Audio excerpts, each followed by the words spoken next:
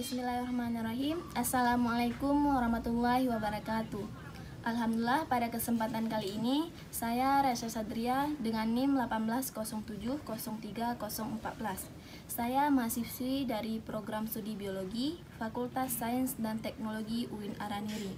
Jadi video ini dibuat bertujuan untuk memenuhi tugas dari mata kuliah biologi laut dengan dosen pengampu Pak Ilham Zulfahmi MSI. Jadi pada video kali ini saya akan merangkum presentasi dari webinar yang telah dilaksanakan oleh Universitas Diponegoro pada tanggal 8 Oktober 2020 lalu dengan judul Dinamika Arlindo dan Upwelling di Perairan Indonesia.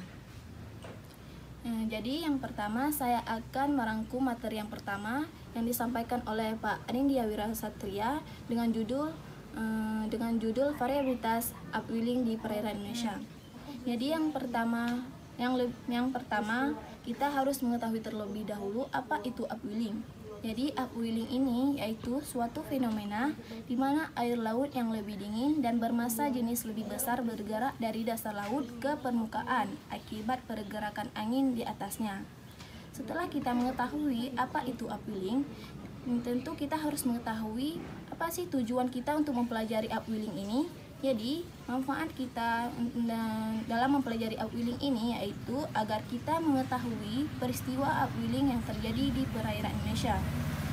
Jadi peristiwa upwelling ini terjadi dikarenakan oleh beberapa faktor. Yang pertama dikarenakan oleh faktor kandungan klorofil, yang kedua karena faktor suhu, dan yang ketiga karena faktor angin.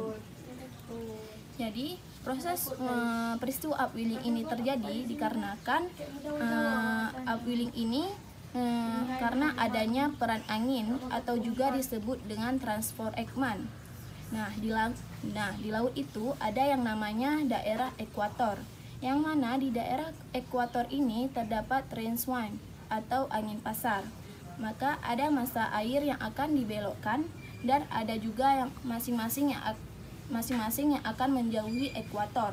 Ketika massa air menjauhi ekuator di dua arah, maka akan terjadinya kekosongan. Karena ada terjadinya kekosongan massa di ekuator ini, maka terjadilah peristiwa equatorial upwelling. Jadi akan ada massa air yang menggantikan dari bawah supaya mengimbangi hilangnya massa air yang ada di atasnya.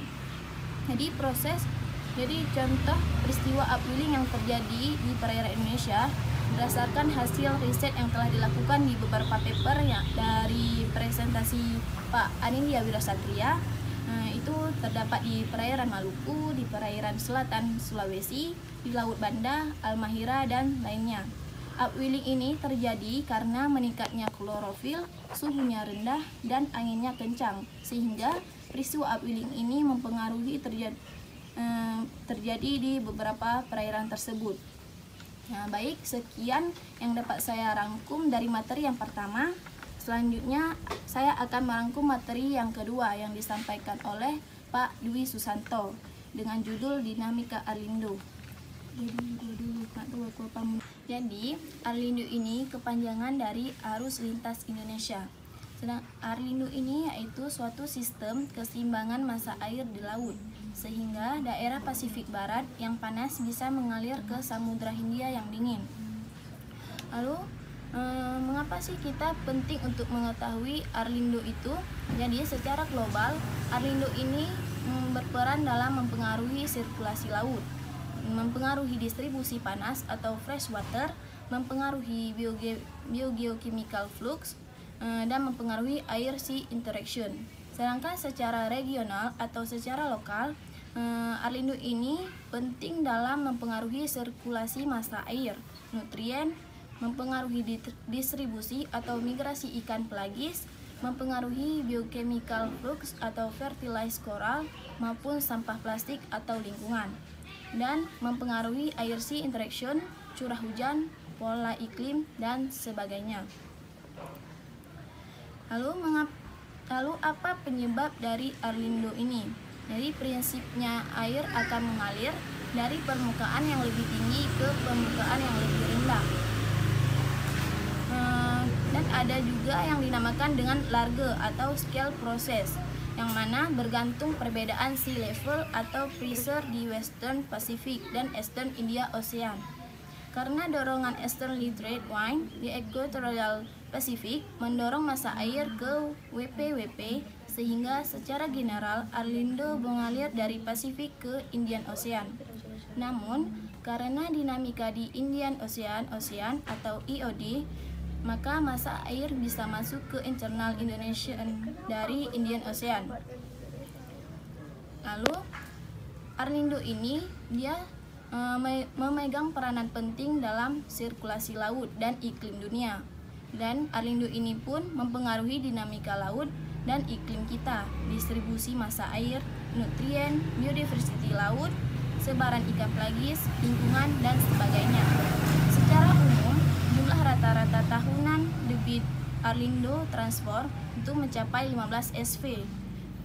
Jalur utama masuknya itu melalui Selat Makassar, Liva-Matola Passage atau Halmahera atau Seram, dan Selat Karimata. Sedangkan jalur keluar ke Indian Ocean itu melalui Selat Ombay, Timor Passage, Selat Lombok, Selat Alas, Selat Sape, dan Selat Sunda. Jadi selama 3 dekade, penelitian Arlindo lebih ke arah pengaruhnya terhadap sirkulasi laut dan iklim dunia. Perlu lebih ditekankan juga pengaruhnya terhadap distribusi nutrien, biogeochemistry, biodiversitas, upwelling, lingkungan, dan perikanan. Baik, sekian dulu yang dapat saya rangkum dari materi pertama dan materi yang kedua. Lebih dan kurang saya mohon maaf. Semoga apa yang saya jelaskan dapat bermanfaat bagi kita semua. Wabillahi taufiq wal hidayah. Wassalamualaikum warahmatullahi wabarakatuh.